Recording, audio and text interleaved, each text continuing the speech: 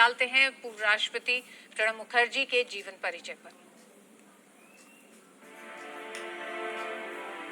पूर्व राष्ट्रपति प्रणब मुखर्जी का जन्म पश्चिम बंगाल के वीरभूम जिले में किरनाहार शहर के निकट स्थित मिराती गांव के एक स्वतंत्रता सेनानी परिवार में 11 दिसंबर 1935 में हुआ था।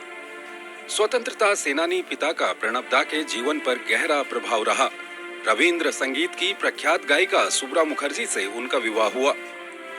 उन्होंने कोलकाता विश्वविद्यालय से इतिहास और राजनीति शास्त्र में एमए के साथ साथ लॉ की डिग्री हासिल की।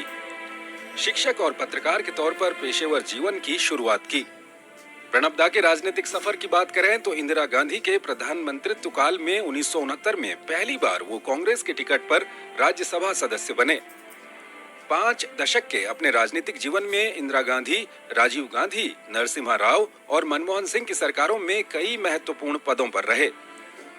इंदिरा सरकार में 1973-74 में उद्योग मंत्रालय में उप मंत्री और बाद में वित्त राज्य मंत्री बनाए गए। वर्ष 1982 में इंदिरा सरकार में देश के वित्त मंत्री बनाए गए। नरसिम्हा राव सरकार में योजना आयोग के उपाध्यक्ष का पद भी संभाला। राव सरकार में ही वाणिज्य मंत्री और विदेश मंत्री जैसे पदों पर भी रहे। मनमोहन सिंह सरकार में 2004 से 2006 तक रक्षा मंत्री, 2006 से 2009 तक विदेश मंत्री के पद पर रहे, जबकि वर्ष 2009 से 2012 तक वित्त मंत्री के तौर पर देश की सेवा की। वर्ष 2012 में वो देश के राष्ट्रपति चुने गए।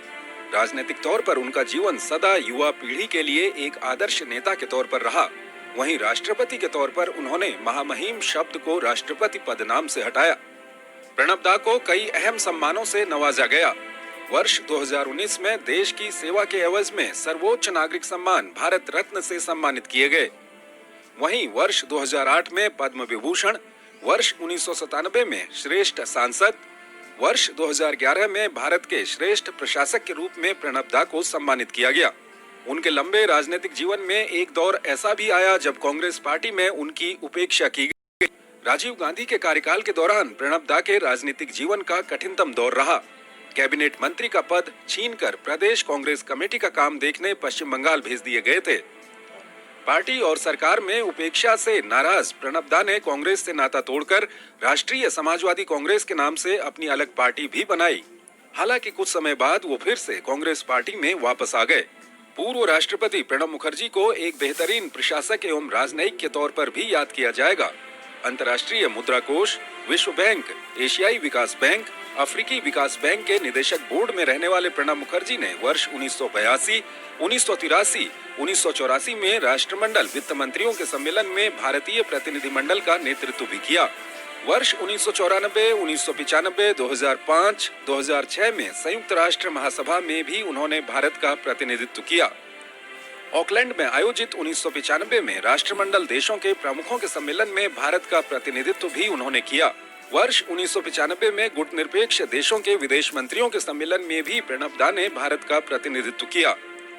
इसके साथ ही वर्ष 1995 में आयोजित एफ्रो एशियाई कॉन्फ्रेंस में भी भारत का प्रतिनिधित्व किया। प्रणब दा की 70 के दशक में क्षेत्रीय ग्रामीण बैंकों के गठन में अग्रणी भूमिका रही है। 80 के दशक में एक्सिम बैंक और नाबार्ड के गठन में भी उनकी प्रमुख भूमिका रही है। वित्त मंत्री के पद पर रहते हुए प्रणब दा ने ही मनमोहन सिंह को रिजर्व बैंक का गवर्नर बनाया था। वर्ष 2004 से 2014 के बीच यूपीए सरकार के दौरान प्रणब दा संकट मोचक की भूमिका निभाते रहे। उन्हें यूपीए सरकार के दौरान प्रमुख नीतिगत फैसलों का सूत्रधार माना जाता रहा है। प्रशासनिक सुधार, सूचना का अधिकार हो या रोजगार का अधिकार, खाद्य सुरक्षा, ऊर्जा सुरक्षा आदि जैसे अहम मुद्दों पर पहल के प्रणेता रहे प्रणब दा। यूपीए सरकार में 95 अधिकार प्राप्त मंत्रिमंडल समूहों के अध्यक्ष रहे। प्रणब दा ने भारतीय अर्थव्यवस्था और राष्ट्र निर्माण पर कई पुस्तकों का लेखन भी किया। भारत रत्न प्रणब मुखर्जी को एक ऐसे व्यक्तित्व के तौर पर याद किया जाएगा जिनकी प्रशासनिक क्षमता अद्भुत थी। साथ ही धर्म और संस्कृति को लेकर उनका लगाव बेहद गहरा था। देश हमेशा भारत रत्न प्रणब मुखर्जी को एक ऐसे राष्ट्रभक्त के तौर पर याद रखेगा जिन्होंने भारत के राजनीतिक और सामाजिक जीवन पर गहरी छाप छोड़ी है। Bureau report, DD news.